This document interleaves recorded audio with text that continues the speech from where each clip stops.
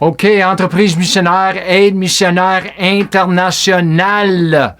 Encore une autre fois, nouvelle note Facebook pour les vidéos diffusion en direct sur versets clés. Versets clés sur la Bible, de la Bible et versets environ, certainement. J'ai fait l'anglais ce matin, ça a été très, très bien. Alors aujourd'hui, je vais faire deux vidéos, deux enseignements dans un concernant Jacques 1, 21 et 1er Thessaloniciens 5, 23, parce que les deux, vraiment, ils vont ensemble. J'étais pour les faire à part, mais j'ai décidé de les mettre ensemble. Nous regardons deux versets au lieu d'un seul, puisqu'ils s'emboîtent et fonctionnent ensemble via le mot-clé « âme ». Chaque verset a le mot clé âme, l'âme de l'homme, pas l'esprit, mais l'âme. Alors, nous devrions savoir maintenant que l'esprit de l'homme est la partie de l'homme créée à l'image et à la ressemblance de Dieu. Dieu est esprit. Mais l'homme a perdu cette image, parce que l'homme est esprit aussi, esprit, homme et corps.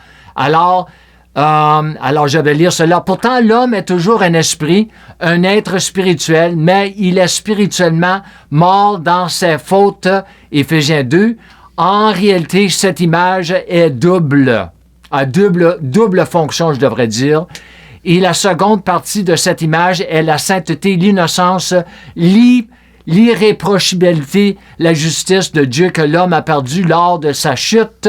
L'homme a perdu la sainteté de Dieu, c'est pourquoi il doit être né de nouveau. Alors, laissez-moi, j'ai été un peu d'avance, laissez-moi lire les versets.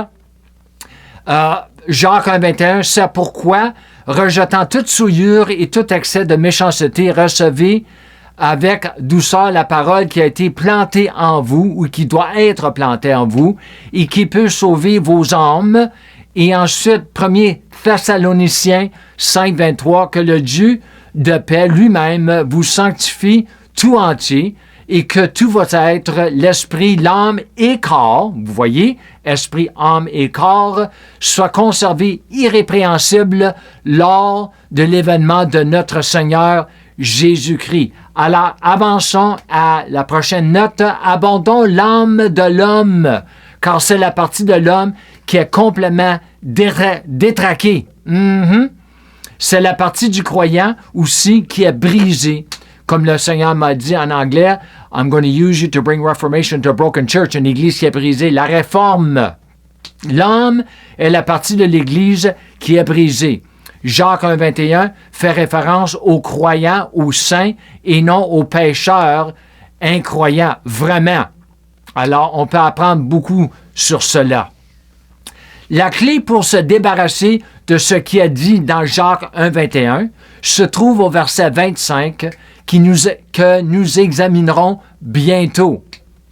Je voudrais ajouter concernant l'esprit de l'homme que nous avons récemment étudié Tite 3.5 qui parle de l'esprit et non de l'âme de l'homme qui a besoin d'être sauvé, c'est le mot sozo en le grec, en étant lavé, régénéré, en étant régénéré et renouvelé par le Saint-Esprit.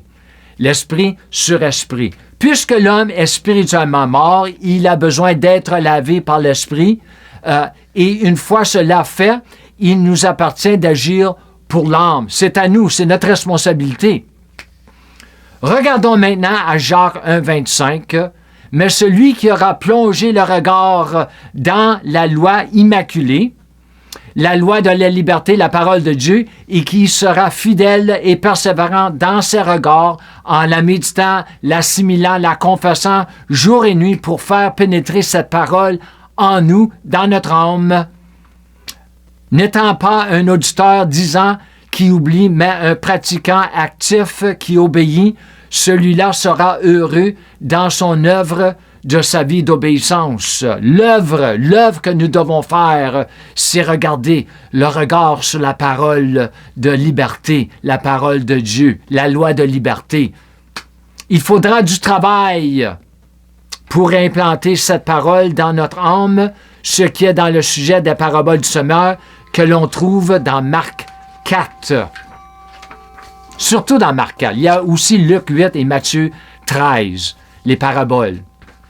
Je voudrais juste faire une brève remarque concernant 1 Thessaloniens 5, 23, concernant le corps du croyant, parce que c'est marqué esprit, âme et corps, puisque nous faisons partie du corps de Christ, ayant été rachetés à un prix qui n'appartient plus à nous-mêmes, mais à lui.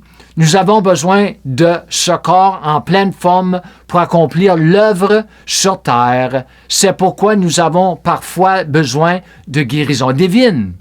Mais malheureusement, il y a beaucoup dans l'Église qui ne croient pas dans la guérison divine.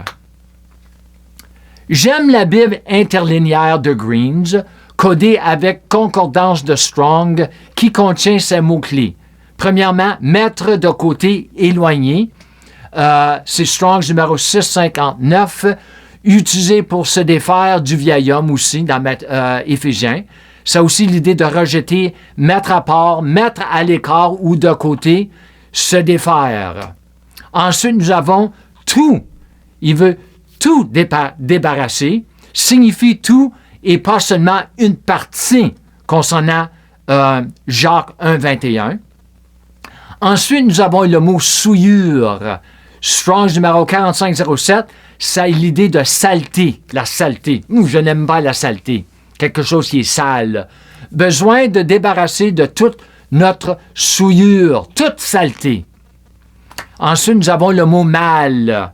Dans Jacques 1, 21, c'est Strong's numéro 2549, ça a l'idée de méchanceté, dépravation, malignité. Ceci concerne ceux qui sont nés de nouveau, vraiment. Il n'est pas étonnant que nous ayons toutes sortes de problèmes et de scandales dans l'Église parce que nous ne faisons pas attention à ces versets.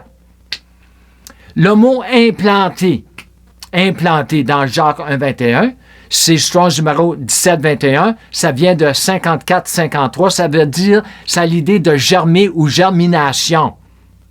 La parole doit être semée dans notre âme, concernant la parole du semeur, Marc 4, 19, qui a les mots clés, s'infiltre et étouffe la parole. Il faut faire attention à ce que nous laissons rentrer en nous, s'infiltrer en nous. L'âme est la partie de nous-mêmes qui a besoin d'être protégée du monde. Son influence se retrouve également dans Romains 12, 2. Romains 12, 2, concernant le renouvellement de l'âme, de l'intelligence, et non la conformité au monde. Notre âme a besoin de renouvellement et de transformation. L'âme est la partie de nous-mêmes qui se conforme au monde ou à la parole de Dieu, car l'âme est malléable et agit comme une éponge. Tout ce que tu mets devant ton âme, éventuellement, ça va rentrer en toi, éventuellement. C'est pour ça que nous allons à l'école, pour apprendre. C'est la partie que nous apprenons, c'est l'âme. Pour que la parole s'implante en vous, vous devrez y consacrer des heures chaque jour. Cela demandera du travail. Jacques 1, 25. Tout cela est lié à ces promesses et vous devez remplir votre âme de sa parole, l'empêcher de se conformer au monde et vous débarrasser de beaucoup de choses qui ne font pas partie de la nouvelle création, mais de l'ancienne création. Non, on fait partie de la nouvelle création, du nouvel Adam. C'est ce que nous appelons l'auto-délivrance, self-deliverance en anglais. Alors, je vous remercie pour votre temps et comme je finis toujours mes enseignements, je vous encourage de marcher dans votre filiation en marchant dans la plénitude de la grâce de Dieu et de la foi de Dieu, parce que c'est la foi qui donne accès à la grâce de Dieu. Shalom et Amen.